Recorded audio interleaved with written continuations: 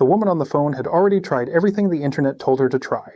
A spray bottle, a blanket over the cage the second the noise started, ignoring her cockatiel completely for 3 straight days. None of it had worked, and by the time she called my clinic, her voice had the flat, exhausted sound of someone who had genuinely stopped believing anything would help. I asked her one question before anything else. What time does the noise usually start? She said the same time every single day, right around when she got home from work and put her bag down in the hallway. That single detail told me almost everything I needed to know, and it had nothing to do with the bird being difficult. I am Pip. I have spent 30 years treating pet birds, and screaming is one of the most common calls I get. Usually from an owner who is at the end of their patience and convinced their bird has simply become impossible to live with. She has not. Something in her environment or her daily rhythm is driving this, and once you understand the actual mechanism behind it, screaming stops being a mystery and starts being something you can genuinely change. Here is the mechanism first, because nothing on this list will make sense without it. In the wild, cockatiels live in flocks, and contact calling is how flock members stay connected across distance. A bird calls out, another answers, and that exchange confirms nobody has been lost or left behind. It is not misbehavior. It is a wiring so deep that a companion bird in your home still runs on it every single day, whether you ever taught her to or not. A bird alone in a house for hours has no flock to call to, so she calls to you instead because you are her flock now. If nobody answers, the call escalates. Louder, longer, more frequent, because in the wild, an unanswered call is worth escalating over. Her body has no way of knowing the rules are different indoors. That is the honest starting point for almost every screaming case I see, and it means the very first thing to rule out is not a training failure. It is a bird whose flock instinct is being triggered by ordinary daily life with nobody around to answer. The first driver worth naming plainly is accidental reinforcement, and I want to be fair to owners here because almost nobody does this on purpose. A bird screams, an owner rushes over to quiet her, and from the bird's side of things, that rush of attention just reinforced the exact behavior the owner wanted to stop. She screams again the next day because it worked last time. The fix is not to ignore the bird completely, which usually backfires and makes the screaming worse before it gets better. The fix is rewarding quiet with attention on your terms, so she learns that calm, ordinary sounds, whistling and chatting, and soft contact calls get a response just as reliably as screaming does. Removing the reason, screaming was ever the more effective option. The second driver is a straightforward absence of enough daily interaction, and this one is often simpler to fix than owners expect. A cockatiel left alone from early morning until evening with no scheduled attention anywhere in that stretch is a bird whose flock has genuinely gone quiet on her, and the screaming that follows is a direct, honest response to that. 2 or 3 short, predictable check-ins across the day, even just walking past and talking to her for a minute, can measurably reduce this kind of screaming within a week or two, because you are answering the contact call before it has to escalate to get your attention at all. The third driver is boredom and understimulation, and it shows up more in birds who technically get plenty of company but very little to actually do. A cockatiel in a bare cage with the same 2 toys she has had for a year is a bird with nowhere to put her energy, and screaming becomes one of the few outlets left to her. Rotating toys weekly rather than leaving the same ones out indefinitely, adding foraging opportunities where she has to work a little for a treat rather than finding it sitting in a dish, and giving her supervised time outside the cage to actually move can noticeably cut down on boredom-driven screaming within a similar time frame. The fourth driver is hormonal and seasonal, and this one genuinely surprises a lot of owners the first time they hear it. Cockatiels, like most companion parrots, respond to increasing daylight length in spring with a rise in hormonal behavior, and louder, more persistent calling is part of that picture for plenty of birds, alongside behaviors covered in more depth in another video on this channel. Keeping her total daily light exposure, natural and artificial combined, closer to 10 to 12 hours during the brighter months rather than letting long evening light run unchecked, can take some of the edge off a seasonal spike, though a degree of extra noise in spring is genuinely normal and not something to panic over on its own. The fifth driver is fear or a specific environmental stressor, and this one is worth taking seriously because it can look identical to attention-seeking screaming from the outside while having a completely different fix. A new pet in the house, a piece of furniture moved near her cage, a smoke alarm that chirped once last week. Any of these can leave a bird genuinely on edge, and the screaming in that case is closer to distress than demand. Walking through recent changes in the room, anything moved, anything new, anything that made a sudden loud sound recently, often uncovers the actual trigger, and simply reversing the change or giving her time and distance from it resolves the screaming far faster than any attention-based approach ever will. There is a normal baseline worth naming before any of this because plenty of owners panic over completely healthy behavior. Wild flocks call loudest at dawn and again at dusk, confirming who is where before the day starts and again before it ends. An indoor cockatiel very often keeps that exact rhythm, a burst of calling first thing in the morning and another shortly before evening. even in a home that has never given her a reason to expect an answer at those times. That dawn and dusk pattern, if it settles within a few minutes on its own and does not run for hours, is not a problem to solve. It is a companion bird behaving exactly the way her biology expects her to behave, and trying to eliminate it completely usually just frustrates both of you for no real gain. The goal with every fix in this video is reducing the escalating, unanswered all-day version, not silencing a bird entirely. Multi-bird households add a layer worth knowing about too. Screaming is genuinely contagious among cockatiels sharing a room, since one bird calling out is, from every other bird's perspective, exactly the kind of flock alarm worth answering. A single anxious or understimulated bird can end up dragging two calm cage mates into the same noisy pattern within days. If you have more than one bird and only one of them started this recently, resist the urge to address the whole flock at once. Work out which bird the pattern actually started with using the same few days of tracking described above, and fix her environment first. The others frequently settle back down on their own within a week once the bird who started it does. Ordinary contact calling has a rhythm to it. It rises, it gets an answer, or it does not, and it settles again within a few minutes even if nobody responds at all.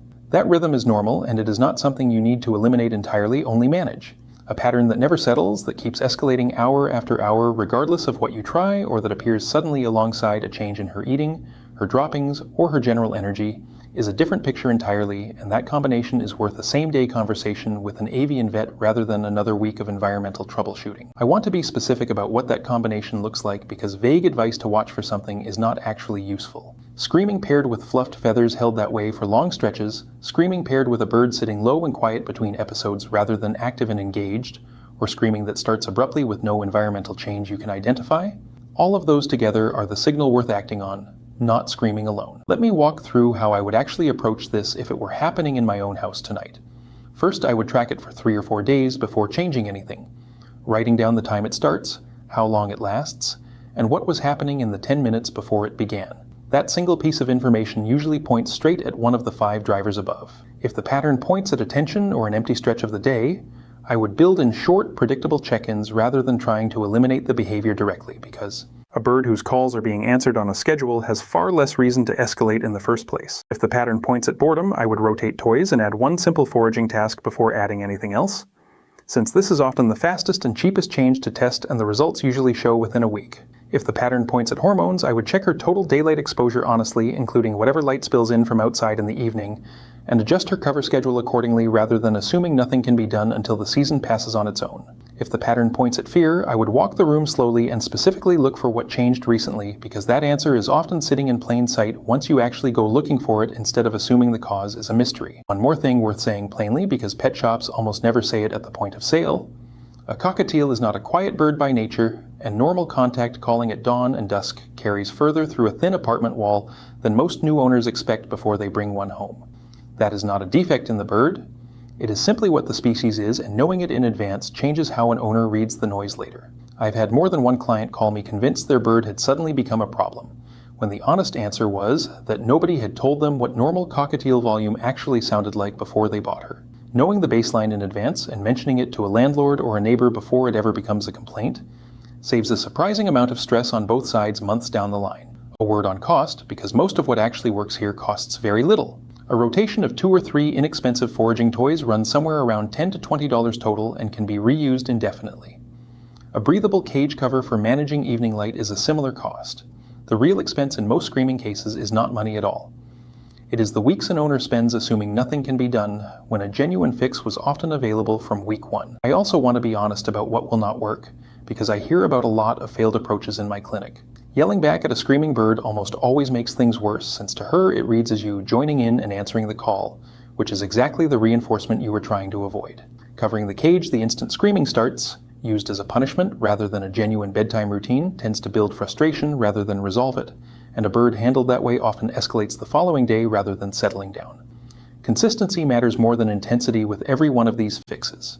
A schedule of check-ins kept for 2 days and then abandoned teaches her nothing reliable, while the same modest schedule kept every single day for 2 to 3 weeks is usually enough to see a real, measurable change in how often and how loudly she calls out. Give any single change 2 full weeks before deciding it has not worked, and change only one variable at a time. An owner who rotates the toys, moves the cage, and adjusts the light schedule all in the same week has no real way of knowing which change actually mattered, and often ends up undoing the one fix that was genuinely working alongside the 2 that were not. If you have worked through all 5 drivers honestly, tracked the pattern for 2 full weeks, and the screaming has not shifted at all, that is worth raising with an avian vet as its own conversation. Not because screaming alone always means something medical, but because a pattern that resists every reasonable environmental explanation deserves a second trained set of eyes rather than another month of guessing on your own. Most avian-focused clinics can offer at least a phone consultation on behavior for a modest fee, often far less than the cost of months of a stressed bird and a stressed household. If you want a place to start tonight, here it is. Track the pattern for a few days before you touch anything. Look honestly at how much of her day currently has no scheduled attention in it at all. Check what her toys actually are and how long they have sat unchanged.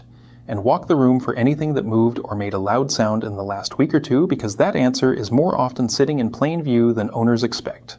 I built a free companion guide covering enrichment rotation schedules, a simple daily check-in routine, and a printable tracking sheet so you can log the pattern the same way I just described, without having to remember every detail from a single video. The link sits in the description below, and it costs nothing to download. That woman on the phone, the one whose cockatiel screamed every day right when she walked in the door, had a schedule that left her bird alone from 7 in the morning until past 6 most evenings, with no check-ins built into that stretch at all.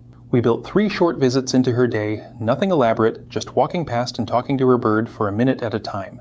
Within 10 days, she called back to tell me the evening screaming had genuinely quieted, not gone completely, since a little contact calling is normal and healthy, but the exhausting, escalating version that had worn her down for weeks was gone. Her cockatiel was not being difficult.